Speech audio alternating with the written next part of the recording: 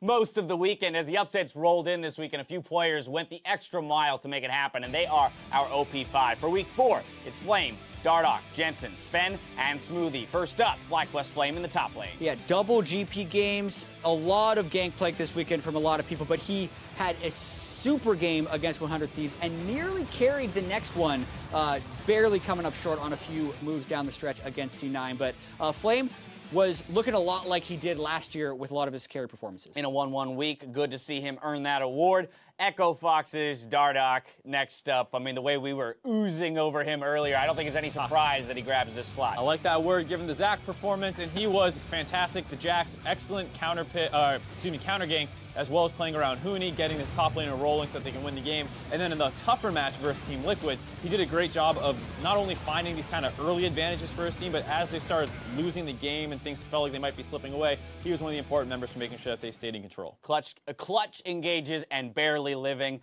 Next up, C9's Jensen in the mid lane. Yeah, and I think this was a close call between him and Febiven, who both went 2-0 this week. But even though there was that almost MVP level matchup between Pobelter, he kind of shut that hype down a little bit in that game, continued to perform in the next one on Azir as well, and this ended the week really strong. Yeah, last week was the week of Pobelter, this week the week of Jensen. Yeah, baby. don't play Talia into him. I don't think anyone landed a single W in lane versus him. He just sidestepped everything. All right, in the AD carry position, we're going over to TSM to find Sven. Yeah, I know there was that disappointing loss to Clutch Gaming yesterday. He had a huge performance in both the games, especially this today on the Ezreal pick. He just constantly was having huge team fights, almost never dying. The one time he died in that loss to Clutch Gaming was the very, very last team fight, and that was a huge, huge game for them. Seeing that stat line at a 1-1 record is pretty gross. Yeah. Feels bad for him. Feels real bad. Probably should have won that game against Clutch. Yeah. Oof, oof. All right. Lastly, in the support position, we go back to Cloud9. We find Smoothie, perhaps another MVP candidate. Yeah, last week we were maybe hyping Pobelter up a bit. This week it's Smoothie. He's been doing this for a while as far as being the shot caller as well as the main guy kind of driving C9's plays, but the meta is favoring him a lot more this season with Alistair being able to make so many plays, and even with Tom Kench being able to facilitate movements around the map. So Smoothie is really showing how hard he's worked over the past couple of years and how good that C9 is humming along. All right, now many teams picked up huge wins this weekend, so let's look at the fruits of their labor. Cloud9 and Echo Fox remain in first at 7-1, while Team Liquid's 0-2 week has them at third, and Clutch Gaming's 2-0 week has surged them to fourth alongside TSM and 100 Thieves. Now let's see how you two stacked up against the Dart in today's prediction. The Dart! Hey, The let's Dart go! called Golden Guardians, man. Woo, woo, woo, woo. The Dart is just so smart. So smart. Called the only Clutch, the only Golden Guardians victory. You did beat the Dart. Yeah, we're not stacking. The Dart lost Dash. They went 2 and 3.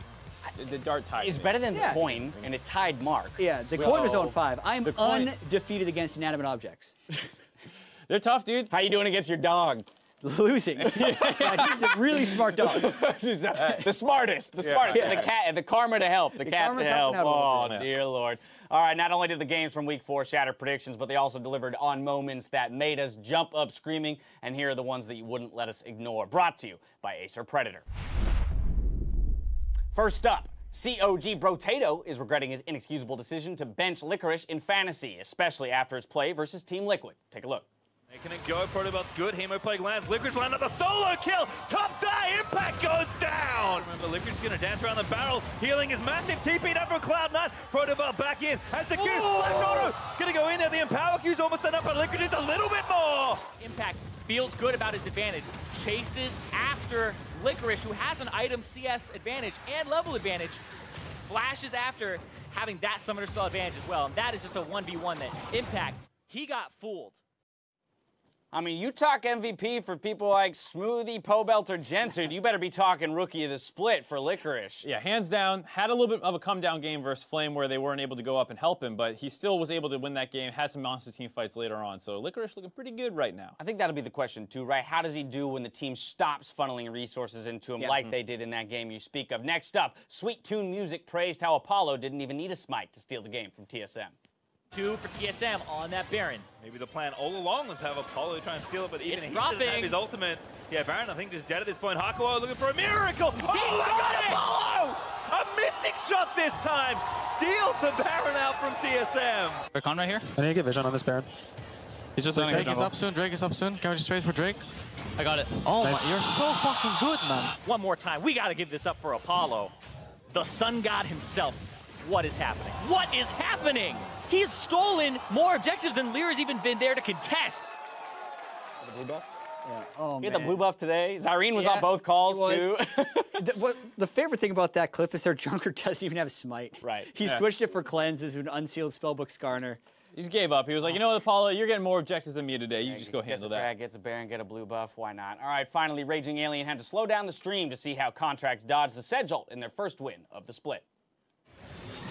All right, now looking to make the play here. Contract's going to be ulted by that Shen. Meteos, stopwatch, but it's only going to buy him a couple of seconds. Contracts grabs the kill. Well done. You can see Contracts back up, so he got a little bit more time to see the ultimate. Uses his ultimate and the couple of untargetable frames there that Camille does get during her Hextech ultimatum to dodge the Sejuani ultimate, make it a very stylish and very clean kill. Yeah, congratulations again to Golden Guardians on that first win, but specifically Contracts on the Camille had such a good command of the champion. Like, that wasn't the only big play he had. He did the E-flash at exactly the right time in most circumstances and was really in tune with the rest of his team all game. I mean, I think that's the Contracts, too, that we've seen succeed in the LCS, right? You Haven't remember seen those it this year. Kha'Zix games and things like that. So kind of maybe hopefully this gives him some confidence back. We start to see him have a little bit more command of the jungle. Now, don't let up on your tweets, so that will always have some big plays to deliver all split long. We'll see who else can make some big plays happen as we close out the first round robin next week. First up, Team Liquid look to pull their way out of third when they face Counterlogic Gaming. After that, 100 Thieves must look to take down Echo Fox with Cloud9 versus TSM in Game 3 and 2 more games to follow to close out the day. For those of you wondering where the alt stream is, be not afraid because Kobe, Sven, and Mithy will be bringing you Echo Fox versus Cloud9 on day 2. That'll be a fun one to watch. We've been tuning into them here on the desk and having a blast listening to those guys. Absolutely looking forward to Mithy in particular. He's very, very intelligent. If no one's had the chance to listen to Mithy try and break down a game, that'll be excellent because it's on Smoothie, who's been hands down the best support in the league thus far. So having such great insight on Smoothie's play will be fantastic. But Jack, just looking at the schedule for next week, what's the matchup that excites you most as we close out the first round robin? I think it's such a cool schedule because we kind of have all the old versus the old and the new versus the new teams. So I really like the COG Team Liquid game for 2 teams that are actually a little bit reeling after that last week. And then obviously TSM versus Cloud9, because even though Cloud9 is looking like they're trying to make that push for the top of standings, currently 2 games ahead of everyone else except for Echo Fox, TSM has had some really close losses and I think are a serious threat to win that game. Some big matchups to close out the first round robin. Let's send it over to Freak, Kobe, and Azael for NALCS tonight, where they'll review this week's games, answer some fan tweets, and look towards next week's matchup. Good night.